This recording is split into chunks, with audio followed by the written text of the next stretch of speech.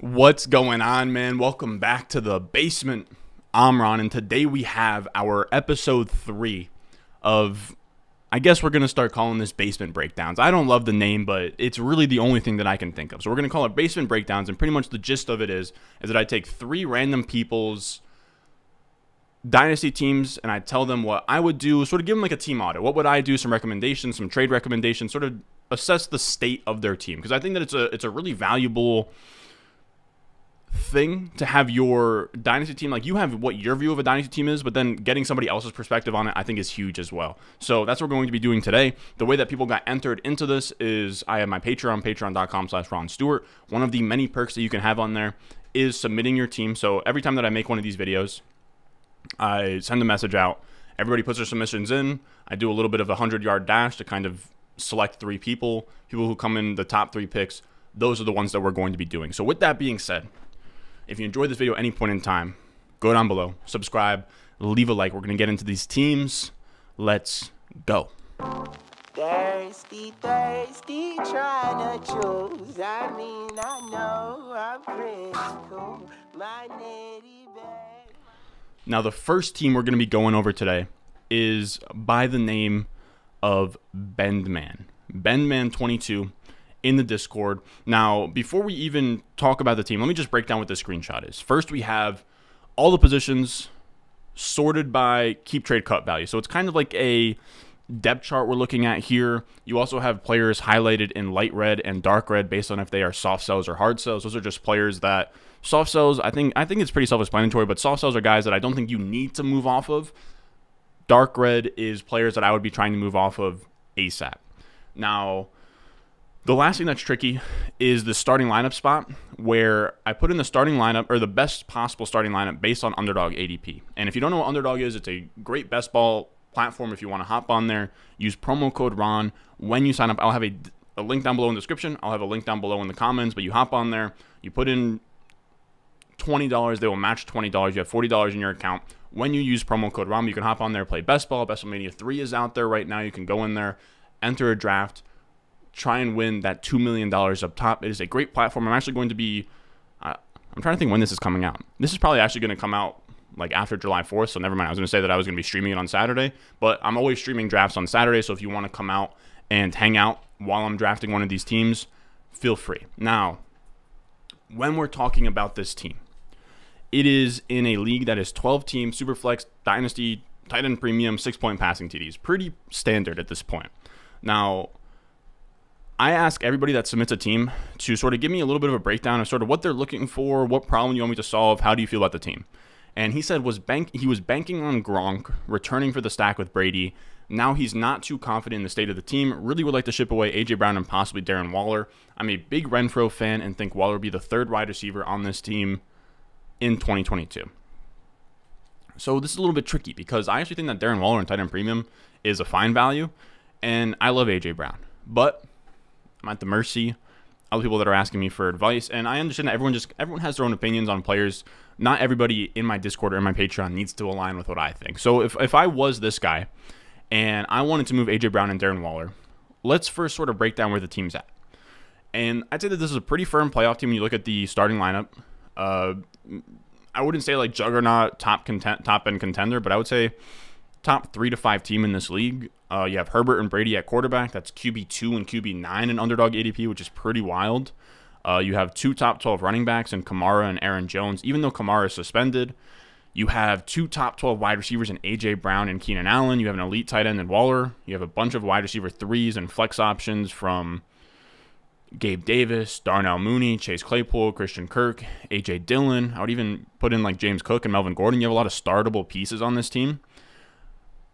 Now, the bummer with this team is this team has taken 2 pretty big blows in like the last month, where you have Gronk retiring, which is what he was saying he was pretty bummed about. It would have been pretty sweet. You have Gronkowski stacked with Tom Brady. That would have been nice. It would have given you a pretty easy way to get out from underneath of Darren Waller.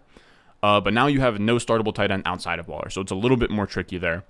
And then you also have Kamara getting suspension's always been up in the air, but even more recently, it seems like there's going to be something, whether it's 4 games, 6 games, 8 games. His situation is pretty brutal. him and his boys were like curb stomping somebody, and there was a legit injury that happened, which is a big no-no. If there's an injury that like you can put on a police report and a guy has to go to a hospital for it, you're now at fault for whatever injury that was. And then on top of that, there's a video out there. It hasn't been leaked or anything, but we know videos with Kareem Hunt and Ray Rice. The video gets out, it's going to get very rough. Now, regardless, whatever with the Kamara situation, the thing is that he went from a conceivable like top 5 to 8 running back in 2022 to a guy who's facing suspension and probably can't help you compete until the back half of the season. Now, when we talk about this team and we go through some moves that I think would help this team accomplish his goals, but then also accomplish my goals, I sort of looked at each position room separately. And when I look at the quarterback room, I think it's perfectly set up for 2022. You have Justin Herbert, you have Brady, you have Goff. And that's a perfect setup where you have a high-end young stud in Herbert. You have Brady, who's going to give you fine production. And then during bye weeks or whatever, Jared Goff is good enough to clean things up. The one gripe that I have, the reason why I have Tom Brady as a soft sell. Now, again, I'm not saying that he has to move off of Tom Brady or that Tom Brady is a must sell. In my rankings, Tom Brady is actually a must buy. The issue that I have is he has no QB2 and he has no 2023 first to solve that problem next year. So it gets a little bit dicey where if Tom Brady retires next year, the team's taking a little bit of a hit. I'm not sure where you could pull from to like cover that hole, if that makes sense. So while we're in season or about to be in season and veterans are kind of at an all-time high, I wouldn't mind making a move where you jump off of that train and sell Tom Brady for just a other quarterback. Now, when I was looking through trades, I was using the Dacos trade tool, which I will try and put down below in the comments. If I don't, yell at me. But he has a really cool trade tool that looks through real sleeper leagues and moves that have happened within those sleeper leagues.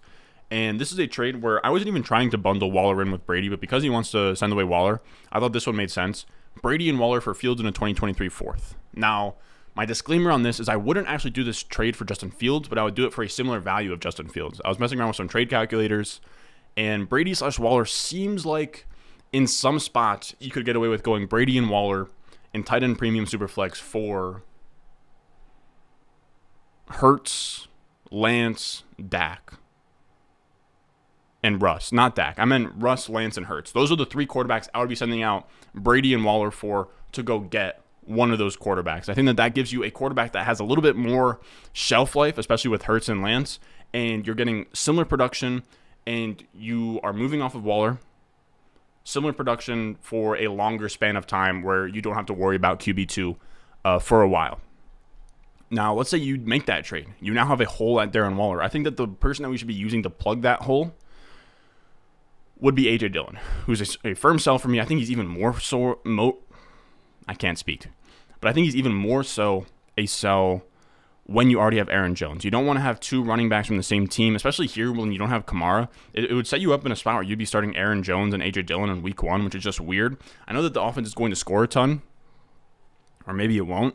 But it's tough because he's in a committee with Aaron Jones, who I believe is a talented back, and he's going to get all the receiving work. A.J. Dillon's going to get the less valuable touches, so that's not great. Like, having them both on your own team is tough because for either of them to hit, you probably need the other to get hurt or flame out or something like that. Like, neither of them become league winners without the other running back disappointing, if that makes sense. So that's why I'd be moving off of A.J. Dillon. Now, I don't love the idea of bundling A.J. Dillon and A.J. Brown, but because A.J. Dillon and A.J. Brown because A.J. Brown is a guy that he wants to sell, I don't hate a move like this, where if you go from A.J. Dillon and A.J. Brown and you acquire an elite tight end to cover your Darren Waller hole, and then you get a guy back like Mike Evans to give you similar production to an A.J. Brown. Now, in the event that you can't bundle A.J. Dillon and A.J. Brown, this is another trade that I came up with just A.J. Brown, or just A.J. Dillon. Now, again, with this A.J. Brown trade, you're getting Mike Evans to kind of replace that production, and you get Kelsey to replace Waller's production, and it's a little bit more palatable in that sense. So I think if you made these 2 trades, you'd be giving up A.J. Brown, A.J. Dillon, Darren Waller, Tom Brady, and you would be getting back Kelsey, Mike Evans, and theoretically, let's say, Jalen Hurts. I think that that's pretty sweet. Now, these trades with A.J. Dillon that we're looking at here, these are moves where if you're not looking to, if you can't bundle Brown or you can't bundle Waller with him, some moves that I would just be selling him for would be Amon-Ra St. Brown, just a young wide receiver in his area like an Elijah Moore, Amon-Ra St. Brown, Jameson Williams, any of those guys. I love the second one of taking A.J. Dillon and just like a piece. And that, if that piece is Baker Mayfield, I think you can make that piece like Christian Kirk. I'm trying to look through who else is on this team that I don't love. But yeah, I would see if you could do Christian Kirk, maybe even all the way down to Josh Palmer. But you take two of those guys or one of those guys, you send them plus A.J. Dillon for 23 first, and then boom, you get that insurance for next year to kind of either attack the quarterback position or trade it away for a quarterback or something. So I don't mind doing that. The next one, I love this piece of if you're like really trying to contend, A.J. Dillon and like a third for Adam Thielen and Connor. Connor, a guy who I love way more than A.J. Dillon. I think I would even maybe, if we're not talking about market value, if we're just talking about in a vacuum, I think I would take Connor over A.J. Dillon in a vacuum. Thielen's great as well, a guy who can kind of produce similar numbers to what people are expecting from like Allen Robinson's and Brandon Cooks, and you're getting him at a discount. Then the last deal is similar to the first one, where you take A.J. Dillon, you add another Christian Kirk, or this is Corey Davis. I think Christian Kirk is actually better than Corey Davis in terms of value. And you go out there and you grab a Michael Pittman or like a Drake London or a Treylon Burks, somebody in that area to just kind of get a young wide receiver. Like I would just swap out A.J. Dillon for either a young wide receiver, or I would go the route of that James Conner one and swap him out for like a James Conner, Leonard Fournette, Aaron Jones. I think who else is kind of in that range. Even like you could even go all the way down to like a Miles Sanders, maybe net like a pick on top, but something like that.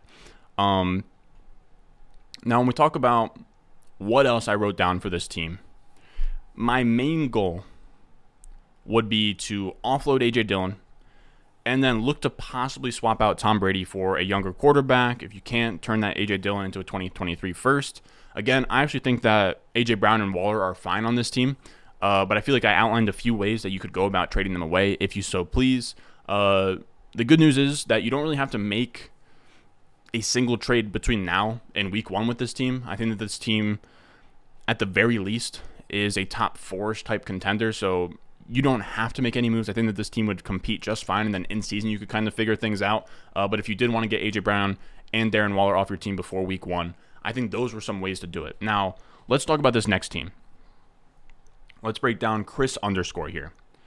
This is what he said. He said he came out of a struggle prior to last season, and he ended up finishing second, which is pretty cool. He said he feels like I have a top 3 team, but wondering if I should make any moves here to try to get a ship. Also think I could dominate after next year's draft with my picks. It's not the most active trading league, but have managed to get some extra firsts. The format is a 12-team Superflex PPR league. Tight end premium is 0.25, 4-point passing TDs, and you start 10. So when we look at this team's pretty damn stacked, Chris. This is a beauty. We have Herbert and Burrow at QB. We have Jonathan Taylor and Fournette at running back, Davante Adams and A.J. Brown at wide receiver, Mark Andrews in a tight end premium. You're flexing guys like Bateman, Mooney, Ayuk, Miles Sanders, Ronald Jones, Rashad White. This is insane. I also love the way that this team is constructed. Like, this is how I construct my teams. I love this. There's no like abundance of roster clogging wide receivers. And I would just say that none of these guys, besides maybe Khalil Shakur, but he's on your taxi. So beautifully done. And then more running backs than wide receivers. Even though you have a strong running back unit where you have JT and Fournette and Miles Sanders and Ronald Jones, you still have those backup running backs in there for when they go down, handcuffs, all of that good stuff. This is a beautifully constructed team. I love this team. Literally the only knock on this team I could say is Dawson Knox. You also have 4 2023 firsts. You have 2 23 seconds, 2 23 thirds. All of your 2024s are intact. This is an insane team. Now, what I will say with the picks is you said, should I be using any of my picks to make upgrades to the team? I would say no. I think that you want to hold on to those picks. I wouldn't move off of any of those 2023 first until we get into the season, and then you can decide if you want to offload 1 or 2 for an upgrade. I think this team's too strong as is to even want to spend anything from that bank of 2023 first. Now, the only actionable advice I can give you on this team, I think that everything is fine. I think you could literally just sit on your hands from now until week 1 and have a pretty good shot of just winning it all in your league. But if not, I don't mind selling Dawson Knox for another flex option just to kind of stockpile depth. These are some trades that I came up with here. that happened in real leagues somehow. I love the idea of like trading away Dawson Knox for just like wide receivers like this, where I know he's your tight end too, but you can always fill that with like sending out a 2023 second for like Albert O, Komet, and Njoku, Zach Ertz, any of those guys. Dawson Knox is one of the most overvalued players in Dynasty in my eyes, as a guy who just sort of thrived off of touchdowns last year, didn't put up good target shares, didn't put up good efficiency numbers, and I think even if you want to point to Dawson Knox being like the red zone target for them, I actually think now that we're putting Gabriel Davis on the field for over like 85% of the routes instead of like 50% of the routes, we're going to see Gabe Davis be more of the red zone guy. That's at least my thoughts. Now with Dawson Knox, apparently you can bundle him in a 23 second for Terry McLaurin, which is an absolute smash. You can send him in a 23 second away for Elijah Moore, smash. You can send them away straight up for Amon-Ra St. Brown, smash. I would do any of those. We can kind of get one of those younger, either year 2 wide receivers or a guy who's undervalued in my eyes like Terry McLaurin, and go out there, ship off Dawson Knox for a true difference maker that can actually make your lineup and maybe even one day pay off at a lot higher clip over the long term. So there's not really much else after that besides sell Dawson Knox that I can recommend for this team. But he sent me 3 trades that he wanted me to grade. So I decided to grade these trades. Are they right here? Yep. So here are 3 trades that he has made. I just have them ordered. The first one is number 1. The second one is number 2. The last one's number 3. The first one we have number 1, where he gives up Keenan Allen, Antonio Gibson, Juju Smith-Schuster for Devontae Adams, Curtis Samuel, and a 2023 first. I gave this move an A. I like the move. You're upgrading Keenan Allen to Devontae Adams. And I actually got a question about this, where somebody asked me that pretty much, they didn't like ask me, but pretty much what they were saying is that if you like downgrading, I made a video like a while back where I said, if you have Joe Mixon, sell him, because you can just sell Joe Mixon and tier down to James Conner, Leonard Fournette, Aaron Jones, and all of those guys have similarly projected median outputs and ceiling outputs as Joe Mixon. Joe Mixon's just safer, and you're paying for that safety. I don't think it's a good allocation of your roster value to pay for his safety. Now, when we talk about Keenan Allen to Devontae Adams, he said, because you like doing that, wouldn't you also, if you had Devontae Adams, wouldn't you like to sell him and tier down to a Keenan Allen? And that's where it gets a little bit sticky, because with Mixon and Fournette, we're talking about 2 guys that are projected around the same area. You could say Fournette, his ceiling is probably 18, 19, 20 points per game. You could say the same exact thing about Joe Mixon, given the fact that he does not catch passes in that offense. The issue is, when we talk about Devontae Adams versus Keenan Allen, there's a clear difference in their ceiling. We have Devontae Adams hitting 21.5 points per game last season and 25.6 points per game the season before that. Keenan Allen has never hit 21 points per game in his entire career, and over the last 4 years, his high-end points per game is 17.5. I believe it was 2 years ago. So Devontae is giving you a massive edge. Having a 20-point-per-game wide receiver is actually one of the bigger edges in fantasy football. So because Devontae Adams gives you access to that, I actually wouldn't be interested in tearing down from Devontae Adams to Keenan Allen. He gives you a massive edge over Keenan Allen. Keenan Allen's probably never going to give you difference-making production like that, though I do think that he is a good buy, Keenan Allen, if you want to tier down from somebody else that's maybe a little bit overvalued in that like wide receiver 14, 15, 16, 17, 18 type range. Like I would love to tier down from Jerry Jeudy to Keenan Allen. If I could go Jerry Jeudy to Keenan Allen and net, I don't think you can net a first, but I think you could do maybe like Jeudy in a second for Keenan Allen in a first. I think you could maybe do that. But yeah, I don't think that Devontae Adams is even like a screaming buy for contenders. I think he's just a firm hold on contenders. I wouldn't be trying to tier down from Devontae Adams if I'm trying to compete. Now, back to this move in terms of Keenan Allen, Antonio Gibson, Juju for Devontae Adams, Curtis Samuel, and the 23 first. I love trimming the fat at running back to sort of upgrade wide receiver like this. You get Antonio Gibson out of there. You get Devontae Adams in return. You upgrade Keenan Allen to Devontae Adams, and you get a 23 first on top of that. I would have Devontae Adams as probably about equal, would maybe even lean Adams in terms of Keenan Allen and Antonio Gibson. So you're trading away Juju Smith-Schuster for Curtis Samuel and a 23 first. I would very easily take a 2023 first for Juju Smith-Schuster, so I would give that trade an A. Now, when we go to this next one, this is the closer one where I gave it a C+, B-. I think on the market it's about even. I'd say it's fine for me. I don't love it, but I think that's because I'm higher than the market on Albert O, and I also don't love Godwin. Or no, not the Godwin part, but I do like Albert O. And I like the idea of selling Godwin, but I'm not sure. Like, it doesn't feel like a crazy haul. You know, I would have Albert O and Rachaad White about even. Maybe you could probably lean towards Rachaad White. But this does feel like Chris Godwin for Darnell Mooney and Miles Sanders, which doesn't feel great. Like, it doesn't feel like a great haul when I think that you could probably get a 2023 first for Godwin. Maybe you could even throw like a third in and get a 2023 first. Like, I would just prefer that for Godwin. I know this is a contending team, but it's not like you traded Godwin for contending pieces. I guess Miles Sanders sort of is.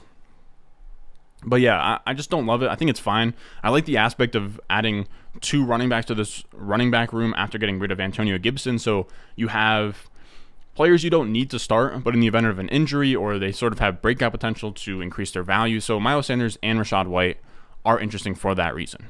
Now, when we get to this next trade number 3, very clearly a smash. You don't even have to talk anything else about it. You have the 111 for a 2023 first. I feel bad that this guy even pulled that off. I have a 23 first about equal to the 103.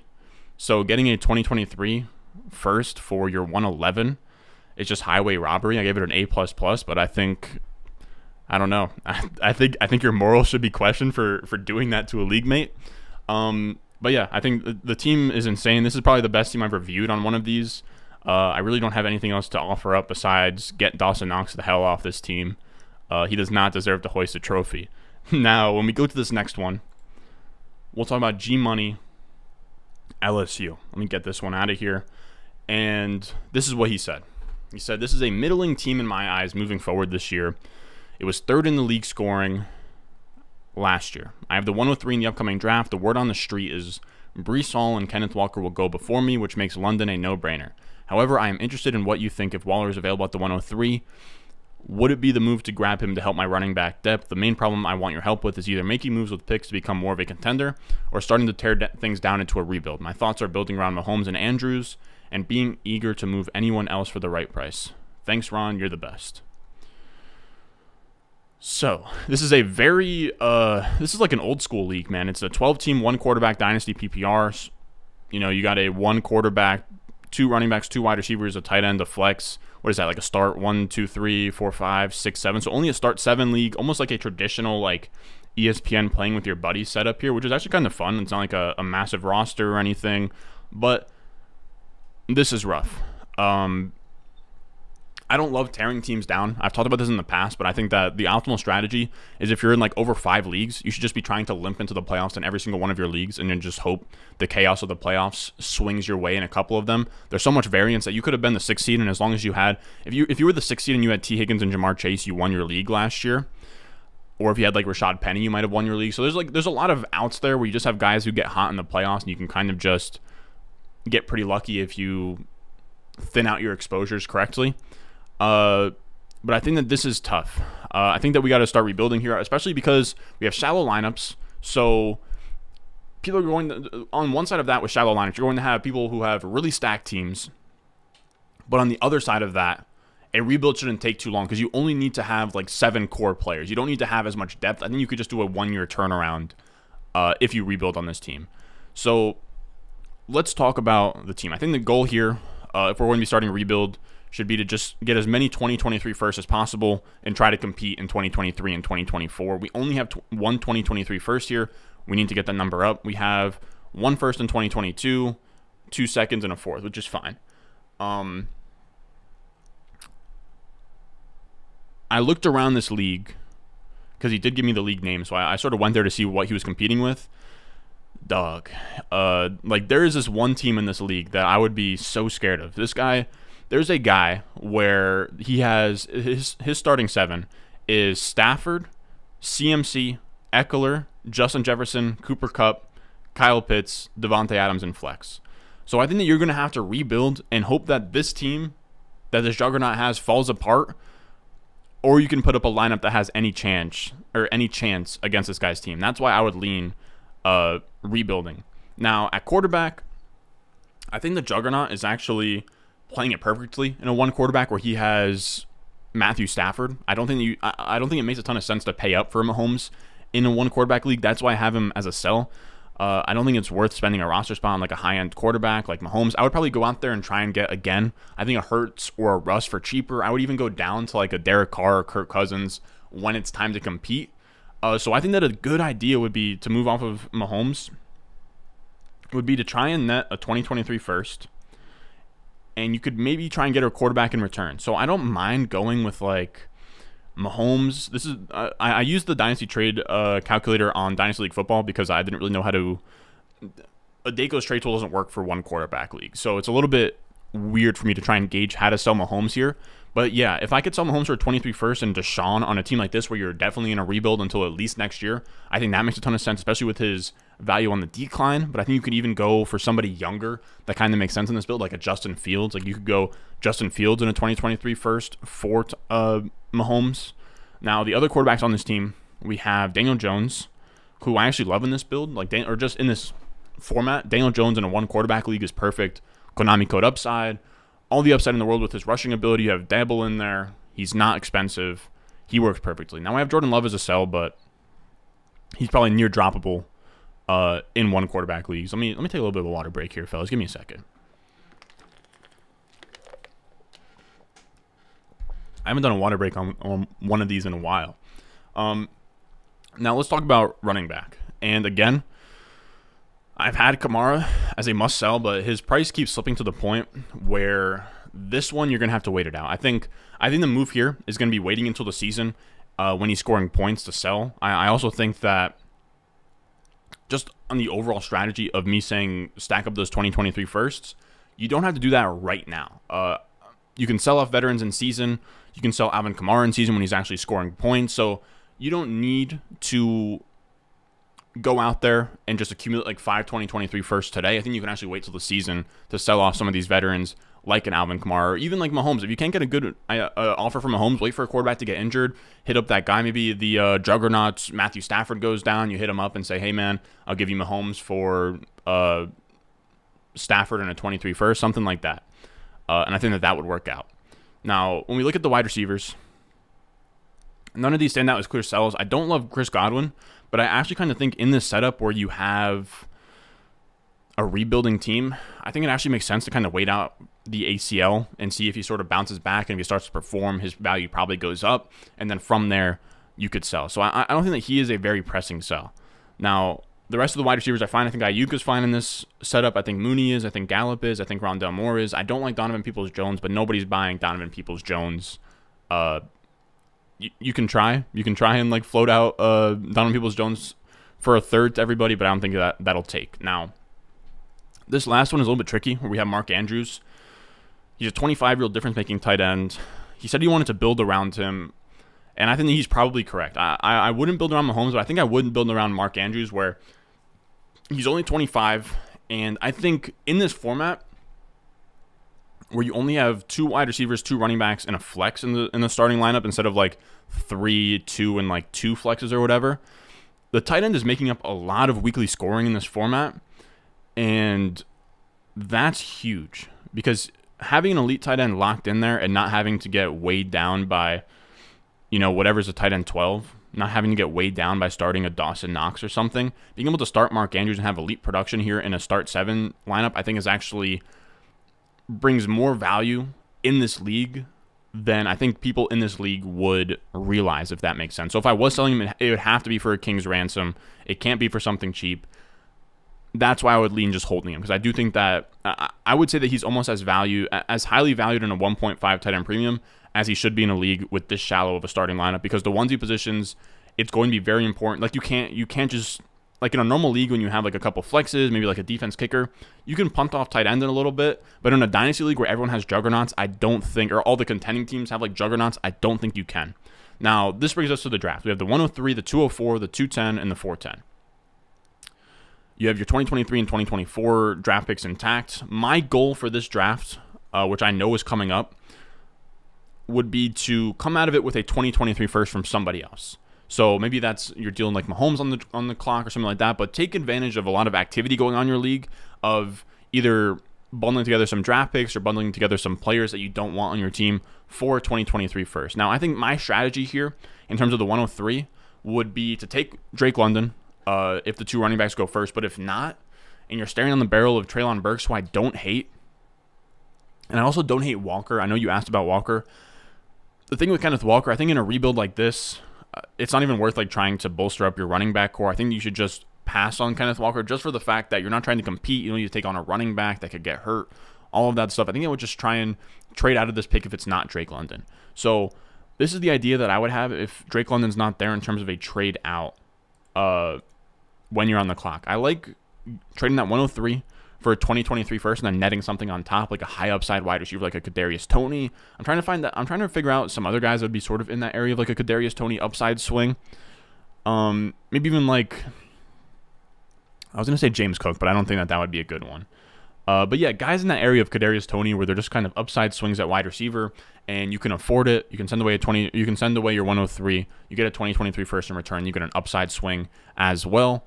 Maybe you could even like do your 103 and a 204 for 2 2023 first. You can kind of get creative there, see what you can get away with. But yeah, I think the rest of the draft, your 204 through 410, I think you can just draft your favorite players and be fine. Just let them sort of accrue value on your team. Again, if you can net a 2023 first by sort of making some moves with like maybe both of your seconds plus like Chris Godwin. No, not even that. I would just do Chris Godwin straight up for a 2023 first, but like both of your seconds plus, I'm trying to think through it. Maybe like both of your seconds plus, would Kareem Hunt get you into a 2023 first? Maybe like Gallup or something. I don't know. It really depends, especially in a 1 quarterback league. I don't know how they're going to value those future first. But I think when we look at this team as a whole and we zoom out, I think that the goal should be by this league's playoffs, right? So what's that, like week 15 of next season, of the 2022 season?